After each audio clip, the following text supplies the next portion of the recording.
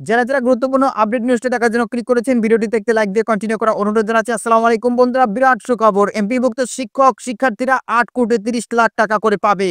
শিক্ষক শিক্ষার্থী ও শিক্ষা প্রতিষ্ঠানের বিশেষ অনুদানের তালিকা প্রকাশ। আজকের আপডেট নিউজটি খুবই গুরুত্বপূর্ণ। আজকের আপডেট নিউজটির মাধ্যমে জানতে পারবেন কে কত টাকা করে পাবে, কবে থেকে পাবে, সবকিছু। সো ভিডিওটি প্রথম থেকে শেষ অবধি দেখার চেষ্টা করবেন। তাহলে চলুন মূল ভিডিওটি শুরু করা যাক। প্রিয় বন্ধুরা, মূল ভিডিওটি শুরু করার আগে বরাবর মতো ছোট্ট একটি রিকোয়েস্ট থাকবে। আপনি যদি আমাদের এই পরিবারের নতুন দর্শক হয়ে থাকেন, এরকম নতুন নতুন গুরুত্বপূর্ণ আপডেট নিউজ সবার আগে পেতে আমাদের এই চ্যানেলটি সাবস্ক্রাইব করে রাখুন। প্রিয় বন্ধুরা, এই গুরুত্বপূর্ণ আপডেট নিউজটা প্রকাশ করা হয়েছে শিক্ষাবার্তা.com এর প্রতিবেদনের যে বিষয়টি বলা হয়েছে এখানে দেখতে পাচ্ছেন। শিক্ষা মন্ত্রণালয় কারিগরি ও মাদ্রাসা শিক্ষা বিভাগের অধীন শিক্ষা প্রতিষ্ঠান, শিক্ষক এবং ছাত্রবৃন্দের জন্য বিশেষ অনুদান খাতে 8,30,00,000 টাকা বরাদ্দ দিয়ে তালিকা প্রকাশ করেছে শিক্ষা মন্ত্রণালয়। এতে বলা হয় 2024-25 অর্থ বছরের সংশোধিত পরিচালন বাজেটে কারিগরি ও মাদ্রাসা শিক্ষা বিভাগের অধীন শিক্ষা প্রতিষ্ঠান, শিক্ষক এবং ছাত্রবৃন্দের জন্য বিশেষ অনুদানের এত বিশেষ অনুদান খাতে 8,30,00,000 টাকা বরাদ্দ রয়েছে।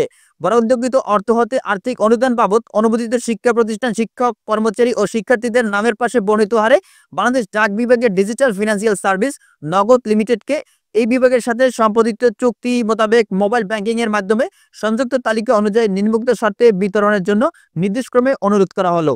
মনোনীত প্রত্যেক প্রতিষ্ঠানকে 25,000 টাকা করে, 498টি প্রতিষ্ঠানকে মোট 1,24,50,000 টাকা, মনোনীত শিক্ষক কর্মচারী ক্যাটাগরিতে প্রত্যেক শিক্ষক কর্মচারীকে 10,000 টাকা করে, 830 জন শিক্ষক কর্মচারীকে মোট 83 লক্ষ টাকা, মনোনীত ইবতেদায়ী প্রথম থেকে পঞ্চম পর্যন্ত 2,068 জন শিক্ষার্থীকে 3,000 টাকা করে, মোট 62,04,000 টাকা, মনোনীত ষষ্ঠ থেকে দশম দাখিল ও ভোকেশনাল পর্যন্ত 7,456 জন শিক্ষার্থীকে 5,000 টাকা করে, মোট 3,72,80,000 টাকা, মনোনীত এইচএসসি, বিএম, আলিম ও ডিপ্লোমা পর্যন্ত 2,069 জন শিক্ষার্থীকে 6,000 টাকা করে, মোট 1,24,14,000 টাকা, মনোনীত কামিল, ফাজিল সহ চতুর্থ শ্রেণী পর্যন্ত 886 জন শিক্ষার্থীকে 7,000 টাকা করে, মোট 62,02,000 টাকা, বিশেষ বিবেচনায় মনোনীত 3 জন শিক্ষার্থীকে 50,000 টাকা করে, মোট 1,50,000 টাকা। শর্তসমূহ দেওয়া রয়েছে। চুক্তির শর্ত অনুযায়ী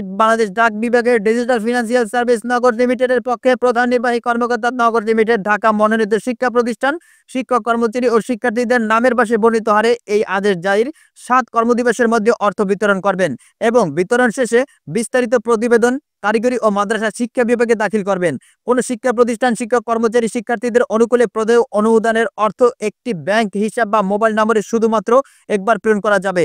অর্থাৎ কোনো ব্যাংক হিসাবে বা মোবাইল নম্বরে একাধিক অনুদানের অর্থ প্রেরণ করা যাবে না।